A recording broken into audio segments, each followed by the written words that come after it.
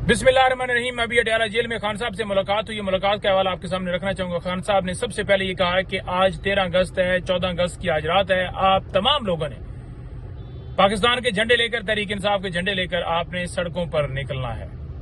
Number 2 बात, खान साहब को मैंने बताया कि जनरल फैज को इस तरह से जो है वो उनको अरेस्ट किया गया है और ख्वाजा आसिफ और फैसल वाडा बड़ी अजीब अजीब स्टेटमेंट्स दे रहे हैं कि 9 मई के जो किरदार हैं वो जनाब उसमें भी ये चीजें आएंगी, फलां होगा, ये होगा, यूट्यूबर उठाए जाएंगे, व्लॉगर उठाए जाएंगे और जो है बड़े मुहरकात हैं और बड़ी चीजें हैं और बड़ा जनाब उसके ऊपर बड़ा कार्रवाई होने जा रही है और अब जो है मिलिट्री ट्रायल भी होगा।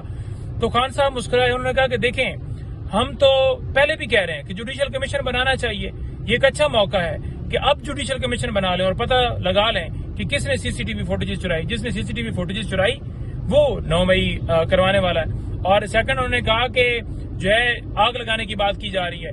देखें, अगर हमारा कोई वर्कर आग लगाता है तो हमें लेकर आए कि ये वीडियो के अंदर आपका वर्कर है, आग लगा रहा है। हमारे किसी बंदे ने, किसी शख्स ने, किसी पाकिस्तान तहरीक इंसाफ के रहनुमा ने आग नहीं लगाई।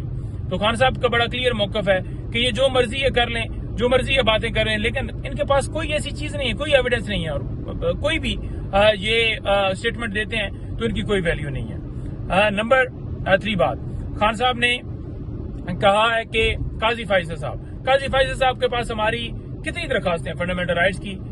इलेक्शन के अंदर डाका डाला गया वो, उसके बाद आपने देखा कि दीगर और दरखास्तें, मिलिट्री ट्रायल, ये वो सारी चीजें वहां पर सुप्रीम कोर्ट के अंदर पेंडिंग है। खान साहब ने कहा कि हमारी दरखास्तें जुडिशल कमीशन बनाने की हो वो भी नहीं लगाई जाती, फंडामेंटल राइट्स की नहीं लगाई जाती, धांधली वाली नहीं लगाई जाती, और दूसरी तरफ काजी साहब जो है हमारी सीटें जो हैं वो छीनकर और पार्टियों को दे रहे हैं। यानी पहले डाका डाला गया हमारे साथ, मखसूस नशिस्तों पर फैसला फिर मुखालफ दिया और अब जो है वो दरखास्तें जो पास लेकर बैठे हुए हैं, लेकिन वो दरखास्तें जो कि हमारे मुखालिफ हों, फॉर एग्जाम्पल कोई भी लेकर आए, वो फौरी लगाने के लिए तैयार भी हो जाते हैं, लगा भी दी जाती हैं और हमारे खिलाफ फैसला भी दे देते हैं।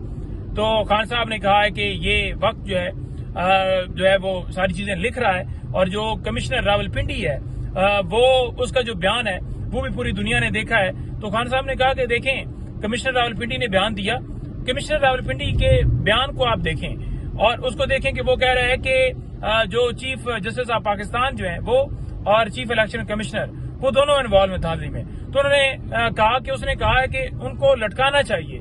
तो आज तक कमिश्नर रावलपिंडी को किसी अदालत में किसी जगह के ऊपर क्यों नहीं प्रोड्यूस किया जा रहा? लेकर आए। उसने बयान दिया है कि किस तरह 70 हजार से 80 हजार से लोग पीटीआई के जीते हुए थे और हमने हराया। तो फिर उसको अगर जो है ये समझते हैं कि ये सच्चे हैं तो क्यों नहीं उसको लाया जा रहा? उसको लाया जाए, उसकी स्टेटमेंट ली जाए, उसकी स्टेटमेंट बहुत अहम है। और खान साहब ने हमने कहा कि आप भी बात की, हमने कहा कि हम ऑलरेडी बात करते हैं और हम मजीद इसको बिल्कुल बात करेंगे और कहेंगे कि उसको लाया जाए। इसके अलावा खान साहब ने कहा कि जो पतन की रिपोर्ट है, उन्होंने कहा कि नवाज शरीफ अपना हल्का हार गया, जो कौम की आखिरी उम्मीद, कहते हैं कि कौम की आखिरी उम्मीद आ रहा है, उन्होंने कहा कि वो तो अपना हल्का हार गया है। पतन कह रहा है कि 102% टर्न आउट जो है वो वहां पर एनए की सीट पे हुआ है, 41 जो है वो टर्न आउट जो है वो जो सूबाई सीट है उसके ऊपर हुआ है। तो जिससे वाज़ेह नजर आता है कि किस तरह वोट एडिशनल जो है वो ऊपर वाली सीट के अंदर डाले गए, बोगस वोट डालकर उसको जितवाया गया। इसी तरह उन्होंने कहा कि ये ओन चौधरी जो है, ये भी उसकी भी रिपोर्ट आई हल्के की, तो वो भी अपना हल्का हार चुका है। इसी तरह से बाकी सारे हल्के अपने हार चुके हैं और हारे हुए लोगों को फॉर्म 47 के मुताबिक बनाया गया है। खान साहब ने बांग्लादेश की जो सूरत हाल है उसके वाले से भी जिक्र किया। खान साहब ने कहा कि इस वक्त जो बांग्लादेश में पोजीशन है, आप अगर बैकग्राउंड के अंदर देखें तो वहां पर बांग्लादेश की इकोनॉमी हमसे बेहतर है, लेकिन वहां पर क्या हुआ, वहां पर क्यों लोग निकले? क्योंकि वहां भी ये किया जा रहा था जो आज पाकिस्तान में किया जा रहा है। तो उनसे सीखें और मुल्क को आगे चलने दें, मुल्क को आगे बढ़ने दें। ये नहीं हो सकता कि आप अवाम की राय एक तरफ हो और आप एक तरफ खड़े हो। फिर खान साहब ने कहा है कि वुकला ने इस वक्त जो है वो निकलना है, वुकला ने मोबिलाइजेशन जो है वो करनी है, क्योंकि देखें ये कानून और आइन की बालादस्ती की जंग है। तो तमाम वुकलाओं को मैं कहना चाहता हूं कि आप अपना रोल अदा करें, आप निकलें आइन और कानून की बका के लिए जो आज मुल्क के अंदर किया जा रहा है। खान साहब ने खास तौर पर वुकला को कहा है कि वो निकलें। इसके अलावा खान साहब ने जो बात की है वो आपके सामने रखना चाहूंगा। खान साहब ने जो है वो जो हमारे 3 MNAs جو اس مشکل وقت میں جن کو بڑی آفرز بھی کی گئی، تھریٹس بھی کیے گئے اور ان کو ہرا دیا گیا، انہوں نے وفاداری چینج نہیں کی، جس میں بلال صاحب ہیں، وہ ورک صاحب ہیں، ہمارے تیسرے ایم این اے، انہوں نے کہا کہ یہ دیکھیں یہ تاریخ میں لکھا جائے گا کہ یہ لوگ کس طرف کھڑے ہیں. انہوں نے ان کو اپریشیٹ کیا، ان کو ہم نے بتایا کہ اس طرح سے جو ہے وہ وہاں پر جو ہے کیا گیا، اور انہوں نے اس طرح کے بیانات آپ کے حق میں دیے ہیں کہ ہم بالکل ڈٹ کے کھڑے ہیں. تو خان صاحب نے ان کو اپریشیٹ کیا اور انہوں نے کہا کہ دیکھیں یہ اصل بات ہوتی ہے، یہ اصل چیز ہوتی ہے کہ لوگ اپنے اصولوں کے اوپر، اپنے موقف کے اوپر، اپنے نظریے کے اوپر قائم ہیں. انہوں نے سیٹ گوا دی لیکن وہ جو ہے وہ ڈٹ کے کھڑے ہیں.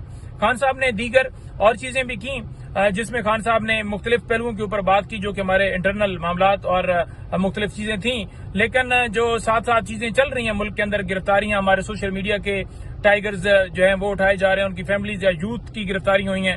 تو خان صاحب نے وہ کہا کہ دیکھیں یہ جتنی گرفتاریاں مرضی کر لیں، کیا ان کے ویژن چینج کر سکتے ہیں؟ ملک کے اندر اس وقت جنگل کا قانون ہے اور یہ گرفتاریوں سے کیا لوگوں کو پیچھے ڈالیں گے؟